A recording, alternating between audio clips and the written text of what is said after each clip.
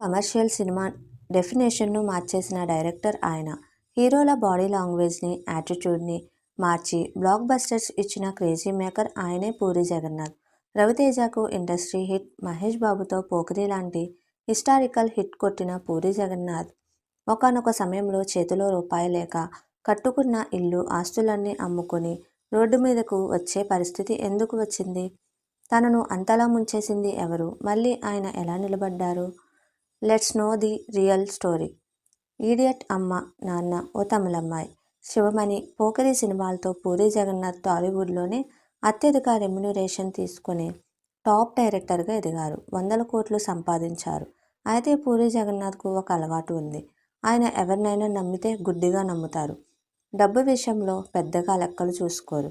ఎవరైనా కష్టాల్లో ఉండి అడిగితే కాదనకుండా సహాయం చేసే గుణం ఆయనది. ఈ ఉదార స్వభావమే ఆయనకు శాపంగా మారింది. పూరి జగన్నాథ్ గారికి అత్యంత ఆప్తుడు, ఆయన ఆఫీస్ వ్యవహారాలు, ఫైనాన్స్ చూసుకునే ఒక దగ్గరి స్నేహితుడు, అసోసియేట్. పూరి ఒక ఇంటర్వ్యూలో దాదాపు 85 నుండి 100 కోట్లు నష్టపోయానని చెప్పారు. ఆ వ్యక్తి జగన్నాథ్ పేరు మీద ఆయనకు తెలియకుండానే సంతకాలు పెట్టి బయట కోట్లాది రూపాయల అప్పులు చేశాడు. పూరి సంపాదించిన డబ్బును దేనికో వాడుతూ పూరి పేరుతో ఆస్తులు కొంటున్నట్టు నమ్మించి ఫేక్ డాక్యుమెంట్స్ సృష్టించాడు. పూరి జగన్నాథ్ ఎలాంటి దొంగతనాలు తెలియక ఆ వ్యక్తిని నమ్మి చెక్కుల మీద, ఖాళీ కాగితాల మీద సంతకాలు పెట్టేశారు. ఒకరోజు సడన్గా బ్యాంకుల నుండి, ఫైనాన్షియల్ నుండి నోటీసులు రావడం మొదలయ్యాయి.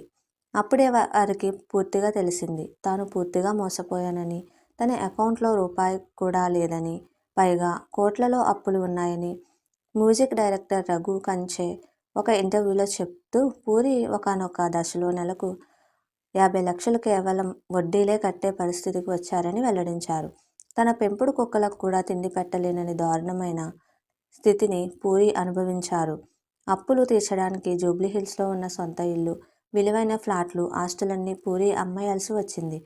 ఒకప్పుడు 100 కోట్లకు అధిపతి అయిన డైరెక్టర్ కిరాయి ఇంట్లోకి రావాల్సి వచ్చింది. తన తల్లి, కుటుంబ సభ్యులు ఏడుస్తుంటే పూరి వాళ్ళకి ధైర్యం చెప్పారు. నా టాలెంట్ ఎక్కడికి పోలేదు, నేను మళ్ళీ సంపాదించగలను అని నమ్మకం చెప్పారు. ఆస్తులు పోయినా మోసం చేసిన వ్యక్తిపై రివెంజ్ తీసుకోకుండా భగవంతుడికే వదిలేశారు. మానసిక క్షోభలోనూ పూరి జగన్నాథ్ తన పెన్నుకు పని చెప్పారు. బ్యాంకాక్ వెళ్ళి కథలు రాసుకోవడం మొదలుపెట్టారు. ఎన్టీఆర్తో టెంపర్ సినిమాతో మళ్ళీ ట్రాక్లోకి వచ్చారు. ఆ తర్వాత కొన్ని పరాజయాలు పలకరించిన 2019లో రామ్ పోతినేనితో తీసిన ఇస్మార్ట్ శంకర్ సినిమాతో టాలీవుడ్ బాక్సాఫీస్ దగ్గర సంచలనం సృష్టించారు. ఒక్క సినిమాతో పూరి జగన్నాథ్ మళ్ళీ కోట్లాది రూపాయలు సంపాదించి తన పాత అప్పులన్నీ తీర్చేసి ముంబైలో ఒక లగ్జరీ ఫ్లాట్ కొని మళ్ళీ తన పూర్వ వైభవాన్ని, కింగ్ సైజ్ లైఫ్ని సంపాదించుకున్నారు.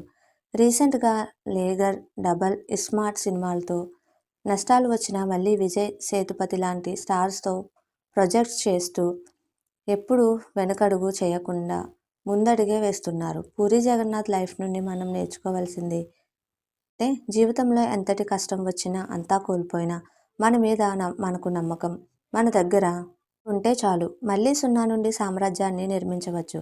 పూరి జగన్నాథ్ కేవలం ఒక డైరెక్టర్ మాత్రమే కాదు, ఎంతోమందికి ఒక ఇన్స్పిరేషన్. పూరి జగన్నాథ్ యాటిట్యూడ్ మీకు నచ్చితే ఈ వీడియోను లైక్ చేయండి. అలాగే మీ ఫేవరెట్ పూరి సినిమా ఏదో కింద కామెంట్ చేయండి. మరిన్ని ఇంట్రెస్టింగ్ టాలీవుడ్ స్టోరీస్ కోసం మన ఛానల్ని సబ్స్క్రైబ్ చేసుకోండి.